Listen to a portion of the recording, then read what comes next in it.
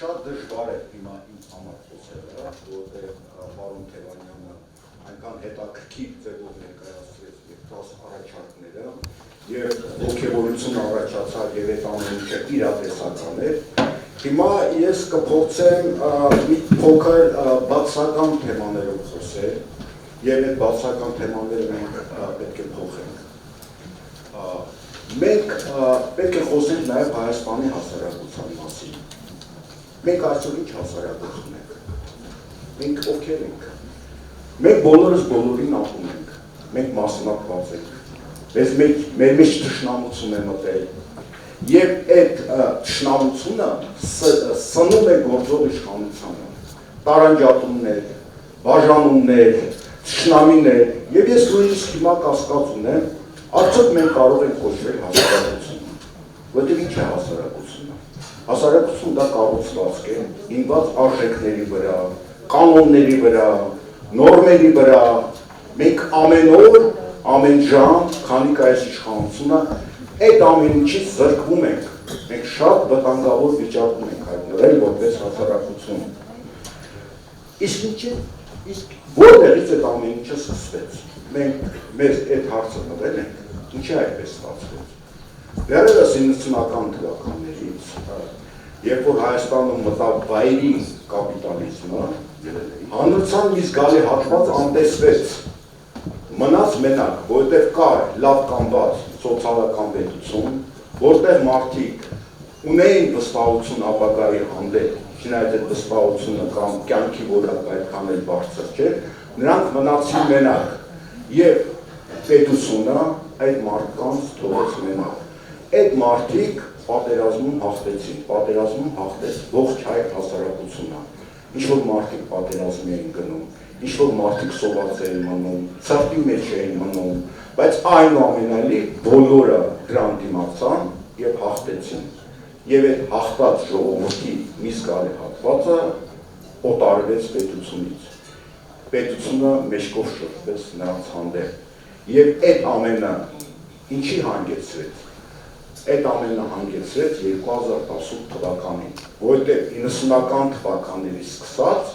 այս հանդրության հիմքում դրվել է ռումբ։ Այդ ռումբը պայթեց 2018 թվականին։ Ով օգտվեց այդ ռումբից օգտվեց մի ավանտյուրիստ, մի պոպուլիստ, որը սկսեց դա օգտագործել իշխանության գալու համար։ Եվ որքանով մենք տարանջատված ենք միմյանց նկատմամբ պատերազմի գործված, այնքան դա սնում է գործող իշխանությանը։ Մեր խնդիրն է ազատվել այդ փոխադարձ ատելությունից, այդ փոխադարձ բաժանումներից։ Ինչ բաժանումներ են, հարուստներ, աղքատներ, հայաստանցիներ, արցախցիներ։ Մյուս բաժանումը պատերազմ թե խաղաղություն։ Այսինքն այս բաժանումները մեզ անթաց ստրեսների մեջ է գցում, մեզ փոխադարձ ատելության մեջ է գցում։ Մայր Հայաստանի գլխավոր խնդիրներից մեկը այն է,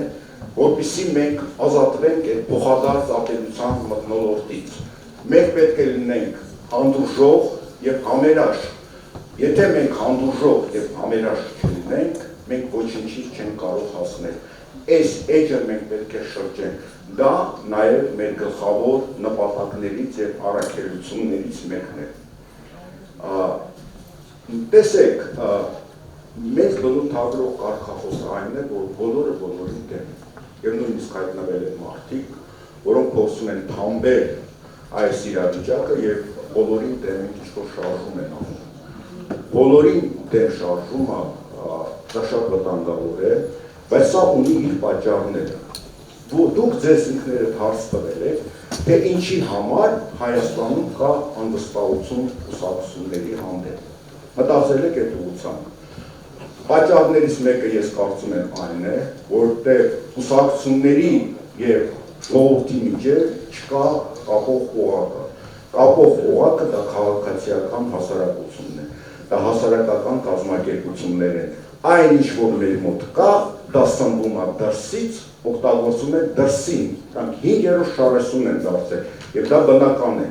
Մեր խնդիրներից մեկը այն է, որ մենք կարողանանք ստեղծել մեր հասարակությունը, մեր քաղաքացիական հասարակությունը, ժողովուրդը բարձրանա, դառնա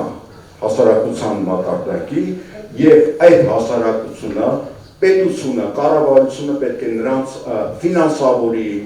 օգնի նրանց կայացմանը եւ դրանք պետք է լինեն օղակ իշխանության եւ ժողովրդի միջեւ եւ այդ ժողովրդի տեսակետները, կարծիքները ձևավորեն, հասցնեն իշխանությանը եւ շատ դեպքերում ստիպեն եւ կառավարությունը պետք է նպաստի այդ ամենը, որը տեղի ունենա։ Մենք պետք է այդ ամենը կայացնենք։ Սա մեր գլխավոր խնդիրներից մեկն է նույնպես։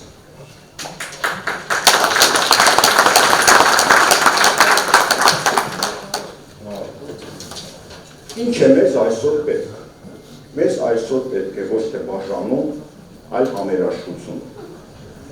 Մեզ պետք է ոչ թե հուսալքություն, այլ հույս։ Մեզ պետք է ոչ թե անորոշություն եւ անորոշ սպասումներ, այլ գործողություն։ Մենք պետք է անցնենք գործողությունների։